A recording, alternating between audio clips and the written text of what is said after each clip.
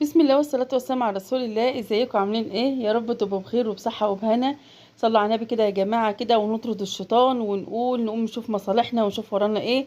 لان بصوا اليومين دول مش عارفة في يومين كده خمول ولا هو مش عارفة في ايه بصراحة. الواحد ملوش نفسي يعمل اي حاجة خالص خالص. نصلي كده بينا على النبي. وبالمناسبة الفيديو ده متصور من زمان قوي من ايام الشتاء حتى باين على هدومي. والله بجد بس ما مش عارفة في ايه الواحد يعني ولا ليا نفس انزل فيديوهات ولا ليا نفس ان انا منتج ولا مش عارفة بصراحة في ايه كده بالظبط. المهم كان نصلي على النبي كده ونطرد اي حاجة وحشة عندنا ونصلي على النبي كده ونبدأ الفيديو. النهاردة بقى عملت كده للعيال أكلة حلوة وكمان عملت اختراع عشان أملى السبرتاية دي.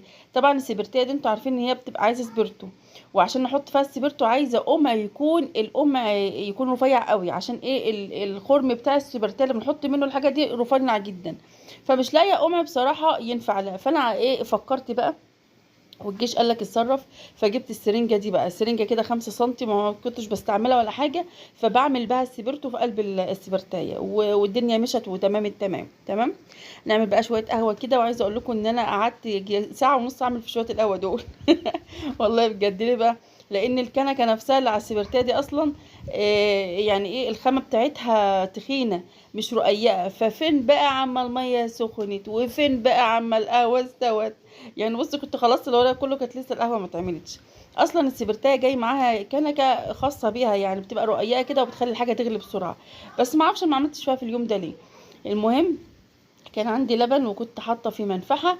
والناس اللي بتسال ايه المنفعه، يعني انا في ناس بتقول عليها اجزه وفي ناس بتقول عليها منفعه. المنفعه دي حاجه كده بتتحط في اللبن بتحوله من لبن يبقى جبنه بيتجمد كده عشان خاطر نعمله جبنه. ولو سيبناه ريبناه انا ما جربتش ان انا اروبه من غير المنفعه بصراحه. فدي الجبنه اللي بتبقى بخيرها، يعني دي ما بنحش من على وشها قشطه ولا كلام من ده زي الجبنه القريش، لا دي جبنه كده بخيرها بتبقى قراص كده. يعني اللي بتوع اللي انا بحط فيهم دول بيخلي الجبنه كده عباره عن قرص كده مدور وبتبقى ما شاء الله حلوه بقى. المهم بقى ايه عملتها كده وحطيتها في جنب عشان خاطر تصفي الوقت هتصفي. شوفوا الشرشه اللي طالعه منها كتير جدا. طبعا الشرشه دي ما بتترماش، ده الشرشه دي احنا اصلا بنخزن فيها الجبنه تاني. او ممكن الشرشه اللي بينزل من الجبنه دوت نعجن بيه نعمل بيه اي حاجه. نزود بيه مثلا مش لو حد عنده مش وتقيل كده وعايز يزوده، بدل ما نزوده لبن نزوده بالشرش دون اي حاجه بيبقى مسكر اصلا. بتبقى والله بجد بتبقى مسكره جدا. انما لو عيناه في التلاجة كام يوم وحسينا ان هو بدأ يمرر لا نرميه بقى ما عادش يبقى حلو للاستخدام خلاص. تمام.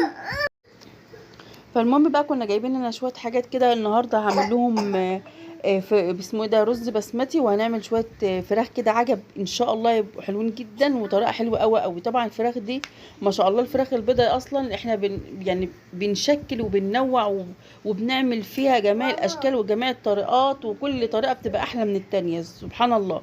هي ديتي سبحان الله مش زي البط مثلا.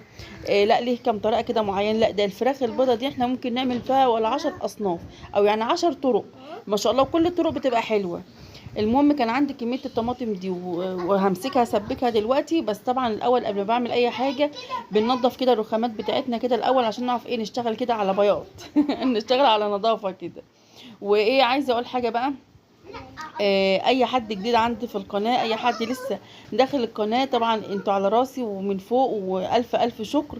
وانا عارفه ان انا مهمله جدا جدا جدا جدا في القناه، يعني مهمله لابعد الحدود بصراحه ما عدتش بشتغل عليها خالص. ومقصره جدا جدا ويعني الربح يعتبر واقف والمشاهدات يعتبر سبحان الله المشاهدات ماشيه بس بطيء يعني بطيئه جدا. لو كنت بشتغل على القناه كان فاتها طبعا في حته تانية. بس انا فعلا مهمه. طبعا اللي بيهتم بحاجة وبيتعب على حاجة بيلاقيها. اه انا تعبت في القناة الصراحة يعني ولحد دلوقتي برضو بتعب فيها بس مش التعب اللي يخليني انجح في قناتي خالص او يخليني الاقي منها مقابل يعني فاهمين. مش عارفة في ايه انا نفسي اتقفلت خالص بصراحة من القناة ومن الفيسبوك ومن كل حاجة انا شغالة عليها انا نفسي اتقفلت منهم خالص. بالرغم ان انا صعبانة عليا ان اسيب شغلي دوت يعني القناة ديت يعتبر انا قلت قبل كده زي بنت من بناتي. القناة ديتي بصوا من اول واحد مشترك لحد النهارده بمجهودي. ما دفعتش جنيه لحد، ما دخلتش جروبات اشتراكات وكلام اللي القنوات كلها بتعمله. ما عملتش ده كله كل دوت سبحان الله بشغلي. اما باجي كده كام يوم انزل فيديوهات واهتم واعمل ستوريهات واعمل شورتس على اليوتيوب واهتم كده بلاقي ان المشتركين بتزيد والمشاهدات بتزيد والارباح بتزيد والدنيا كلها حلوه. لما بركن بقى كده زي الركنه اللي انا ركناها اخر مره دي، انا تقريبا بقالي دخلت في من ايام شم النسيم انا ما نزلتش اي فيديوهات خالص، معرفش ليه. الدنيا بتقف برضو، واصلا يعني اليوتيوب معتمد ان انت كل يوم لازم تنزلي مش فيديو واحد، ده فيديوهين وثلاثة كمان. لو حد عايز ينجح يعني على اليوتيوب وكده، يعني مش ينزل بقى في اليوم بقى فيديو واحد، لا ده نزلي على طول فيديوهات، واعملي فيديوهات قصيرة، واعملي حاجات من دي كتير، وتابعي على الفيسبوك، وتابعي على التيك توك، وتابعي هنا وتابعي هنا. بصراحة شغلانه وعايزه حد فاضي. انا للاسف مش فاضيه لها خالص ومهمله فيها، مش عارفه لحد امتى افضل مهمله، بس يعني ايه، من وقت للتاني واحنا بنفكر بعض وبنرجع نشتغل عليها، وان شاء الله اللي جاي احسن باذن الله. ان شاء الله يعني نشجع بعض كده وان شاء الله اللي جاي احسن باذن الله. هنا بقى ايه، كنت بروق الرخامات كده وعايزه يعني اغسل البتاعه بتاعه المعالق دي اللي بحط فيها المعالق. فانا شلت كل المعالق اللي فيها، المعالق الكبيره والمعالق الصغيره وكل حاجه حطيتها في العلب دي. العلب دي كانت ازايز بتاعه العلب اللي كانوا بيروحوا بها المدرسه، وكانوا يعني ايه، ما عادوش يعني بياخدوها معاهم المدرسه. فانا حطيت فيها بقى واحده، حطيت فيها السكاكين، واحده حطيت فيها المعالق، وجبت اللي هو السبت الصغنن ده حطيت فيه المعالق الصغيره والمعالق البلاستيك وكل حاجه، عشان خاطر ايه، افضي البتاعه دي. طبعا البتاعه ديت بصوا حماله اسيه، واخده كتير بصراحه، واخده معالق كتير قوي. هغسلها كمان في الغساله، انا مش هغسلها بقى على ايدي، انا عايزاها بقى تبرق كده. طبعا الغساله ما شاء الله هي اللي بتخلي الحاجه بصوا مش تبرق بس، ده بتجيب اخرها خالص. زي البتاع اللي انا لسه حايشاه، المنظم اللي انا شايلاه دلوقتي ده، المنظم ده كنت بحط عليه الزيت والخل والحاجات، فطبعا الزيت مطبع زيت كده على المنظم نفسه، وما كانش بينضف بالسلكيه ولا بالصابون ولا حاجه. فاللهم صل على النبي، احطه كمان في الغساله وما شاء الله نضف وبقى حلو. والعلب اللي هي الفلافل اللي بدأت تخلص كده برضو بفضيها وبعملها عشان خاطر احطها ايه مره واحده برضو في الغساله. يعني ايه، بصوا انا خليت دوره الغساله بتاعت النهارده دي مش مواعين بس، لا اكترها الحاجات المطبخ اللي عامه ايه بقالها شويه كده ما اتغسلتش واتعملت زيت. انتوا عارفين طبعا انا مطبخي ما فيش فيه شفاط، فيعني الزيت ما شاء الله بيلبت في الحاجه بطريقه رهيبه بجد. انا يعني الزيت ده بقى عقدتي الوحيده اصلا في المطبخ، الزيت بقى والهبو بتاع الطبيخ وكده، فمخلي كل حاجه مزيته وكل حاجه بصراحه عندي، يعني انا بتضايق من كده بصراحه. فالله المستعان يعني. كده خلصت كل الرخامات، وهنيجي بقى عند البوتاجاز القمر ده. جبت له كوش. الكوش دي انا جايباها جديده، الكوش القديمه بتاعت البوتاجاز اللهم صل على النبي، هي حلوه كل حاجه، بس خلاص بقى يعني عمرها الافتراضي انت بدات تتاكل، وبدات الحته اللي بتتاكل بتطلع نار كتير، وتلاقي بقيه الكوشه نارها مظبوطه. يعني تلاقي الكوشه ايه، حته نارها عاليه وحته نارها مش عارفه ايه، فما كانش ينفع بصراحه، وبقت تبوظ الاكل. فما كانتش بقى حلوه، فقلت لا خلاص بقى يعني ايه، نرحمها بقى ونشيل القديم ونجيب الجديد. يعني ايه، خلاص هنرمي بقى القديم ونجيب الجديد. اللهم صل على النبي. بس الاول قلت بقى مغسل البوتاجاز كده غسله كده مظبوطه الاول على نظافه، عشان احط الكوش الجديده دي. هتلاقوها دلوقتي فرق سبحان الله، لسه جديد بس يا جنى، لسه جديده وبتلمع، يعني حاجه كده ما شاء الله. مفيش بقى ايه مرتين تلاته كده طبخنا عليهم بدات ايه تاخد نفس اللون يعني. المهم بقى عملت سترس كده. السترس ده بصراحه حلو جدا جدا، يعني بصراحه ما بستغناش عنه في البوتاجاز بالذات، حلو قوي بصراحه. بيدوب اي دهون اي حاجه بيدوبها. كده انا غسلت البوتاجاز خليته بيبرق، والحتت اللي جنب العيون الكبيره دي مبطعه في البوتاجاز، والله ما بتخرجش خالص، مش بترضى تطلع خالص. جربت بيها بجميع يعني الطرق، ما بترضاش يعني هي خلاص بطعت اصلا في البوتاجاز. لان كنت قبل كده شغلت دماغي، وانا لما بشغل دماغي بخربها. شغلت دماغي مره وحطيت حطيت باور على الحتت دي، فالباور خلى البوتاجاز يبقع بالطريقه دي. خلاص هو زي ما كنت تقولي حاجه بقت لازقه في البوتاجاز مش عايزه تطلع خلاص. هنا بقى ايه، حطيت بقى العيون الجديده اللي انا جايباها دي، وبدات اولع في كل العيون بقى عشان خاطر الاقيها ايه، ولا حلوه ولا ايه، واظبطها يعني الاقي نارها حلوه ولا لا. تمام كده خلاص اطمنت بقى على البوتاجاز وغسلناه وظبطناه، ويعني كده خليناه كده يشف ويرف. نشوف غدانا بقى، نشوف غدانا النهارده هنعمل صينيه بطاطس بالفراخ.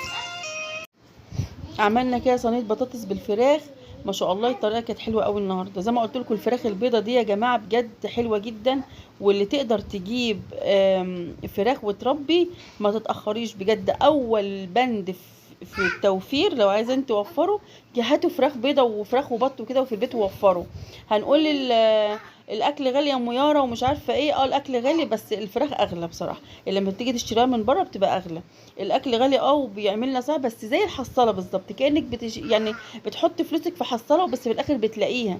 انما ان احنا نيجي اخر الاسبوع نيجي نجيب فرخه او اتنين بتبقى علقه جامده قوي. لكن احنا كده كده اصلا يعني الفراخ البيضة كبيرها شهر ونص كده وخلاص بنذبحها وبنخلص من اكلها، معاش بتاكل بقى خلاص بنوقف اكلها. بس تيجي تبص كمية الفراخ اللي انت ربطيها هتقعدي تمشي بيها ما شاء الله فترة يعني معينة كده حلوة هتمشيكي. مش هتشتري فراخ من بره بجد، هتوفري جامد. زائد الاكل اللي احنا بناكله يا جماعة، احنا لما بناكل في البيت اكيد بيفض مننا اكله بايظ، اكل ما عادش هيتاكل، هيتفض مننا عيش، هيفض مننا اي حاجه. فالحاجات دي يعني حرام نرميها في الزباله بجد حرام. وفي نفس الوقت ما ينفعش ان انت تخرجها لحد مثلا او كده. فهو البط بقى والكلام ده هو اللي بياكل الحاجات دي، البط والفراخ البلدي والكلام ده بياكل عادي البواقي هو الناس بتسميها حسنة البيت او فضلة البيت مش عارفة يعني، اللي هو بواقي الاكل اللي بيفوض مننا. فحرام يعني ان الحاجات دي تترمى. فايه المشكلة ما نجيب بطتين على فرختين بلدي يلموا علينا الاكل اللي بيفوض مننا. حتى لو هنسند بقى بحاجات علف بسيط كده، بس في الاخر يوم ما بتحبي كده تذبحي بطة مش هتلاقي اطعم من البطة اللي احنا مربيينها في البيت. والله العظيم مهما نشتري من بره بقى ومهما مش عارفة ايه، والله العظيم ما نلاقي اطعم ولا احلى من البط اللي احنا بنربيه في البيت والفراخ اللي احنا بنعملها في البيت بجد. يعني اسألوا المجرب يعني. الموضوع مش صعب خالص. يعني لو عندك مكان على السطح، لو عندك مكان في البلكونه، والله العظيم اللي عايزه تربي دي وفي دماغها فعلا تربيه، بصوا لو هتعمل ايه بتربي.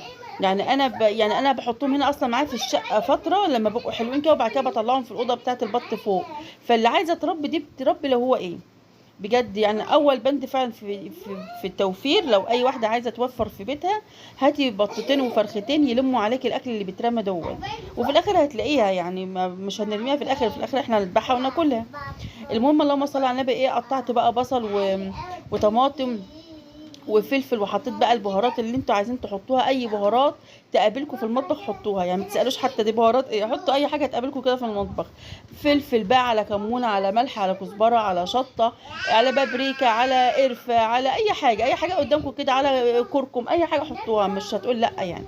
وبعد كده بحشي الوراك، بحشيها من بين اللحم والجلد عشان خاطر تتطعم برضو. حطيت بقى فرشه كده تحتها من البطاطس برضو من الحشوه دي، وكمان فوقها وخلاص وغطيتها وولعت عليها. هنا بقى بعمل رز البسمتي، طبعا كلنا عارفين رز البسمتي. الكسوه اللي ورا البوتاجاز دي قديمه عندي تمام، بس انا لما غسلت البوتاجاز بصراحه عشان احب كده احس يعني بنظافه او بتغيير، فقلت مش مشكله انا احطها مؤقتا عبال ما اعمل لها واحده تانية ان شاء الله. داخل علينا العيد الكبير، ويا رب يعني ينفخ في صورتي وابدا اعمل حاجات من دي واعرضها ان شاء الله على الصفحه اللي هي بتاعه الشغل اللي انا بشتغل عليها وكده باذن الله. اللهم صل على النبي. كده خلاص الفراخ كانت استوت. هما العيال عايزينها كده صفرة، هما العيال بيحبوها الكركم يبقى زيت فيها، ما بيحبوهاش حمرا كده لا، بيحبوها تبقى صفرة. وهنا كمان الرز البسمتي، وهنعمل حركة دلوقتي في الرز البسمتي ده يخليه بصوا يروح في دنيا تانية خالص. رز بقى وحطله بقى زبيب، وحطله كركم، وحطله قرفة، وحطه حبهان ولومي ويعني بصوا مظبطاه تمام. ودي التسبيكه، دي الطماطم اللي كنت بقول لكم انا هسبكها، يعني بسبكها وبحطها في التلاجة بتوفر عليا يوم مثلا مستعجله، يوم مش عارفه ايه، بلاقي التسبيكه جاهزه في التلاجة عادي. يعني كل 3 4 ايام بقوم عامله حله حلوه زي دي كده، واقوم احطها في التلاجة في علبه او علبتين واخد منها تمام. بصوا بقى الحركه الجباره دي، بقى الحركه جباره بجد محدش عملها غير ام يارا، خدوا مني. نعم. ايوه هي الحركه دي، بتحطي حته فحم على الرز. والله جربوا الحركه دي بجد، انا من بعد ما عملت الحركه دي ما عدتش بعمل الرز البسمتي غير بالطريقه دي. بيخلي الرز بيقول لكم بيروح في دنيا تانية خالص. اللهم صل على النبي. كده بقى بعد ما اليوم بتاعنا انتهى خلاص وبقينا في اخر النهار، كانت الجبنه طبعا بقعد اقلبها من الوش ده للوش ده عشان خاطر تصفى حلو وتبقى ايه راس زي ما انتم شايفين حلوه كده ومدملكه كده في بعضها تمام. تقلبيها على الوش ده مره وتقلبيها على الوش ده مره، ايه كذا مره كده تقعدي تكرري الموضوع دوت. وده الشرش اللي طالع منها، الشرش دوت هعين على قد الجبنه، والباقي ده يعني يا ريت تعملوا باي حاجه، نعجن بيه، نعمل باي حاجه، اي معجنات، اي حاجه ما نرموهوش خساره يعني. الواحد بجد يعني ما تفهموش، الواحد بعد ما عقل كده وكبر يعني بستخسر والله العظيم ارمي اي حاجه بجد. مش عارف، حرام بستحرم يعني بصراحه. شوف الرز بقى، بسم الله ما شاء الله، ببدأ كده ايه احوش بس كده ايه عواد القرفة، حتة قرنفل، بتاع حبهان قصدي، حاجات من دي بحاول ان انا ايه اشيلها يعني. وبحط بقى كده على الصينية الكبيرة دي الرز، بسم الله ما شاء الله، اللهم صل على النبي. طبعا انا مش عامله افتكاسه يعني، ولا عامله اللي محدش عمله ولا كلام من ده، بس بنشارك مع بعض اليوم، بنشجع بعض. واتمنى كده حطوا له لايك كده واشتراك في القناه، لو حد بيتفرج عليا مش مشترك في القناه، اعمل اشتراك للقناه. اللهم صل وسلم وبارك عليك يا حبيبي يا رسول الله. آه.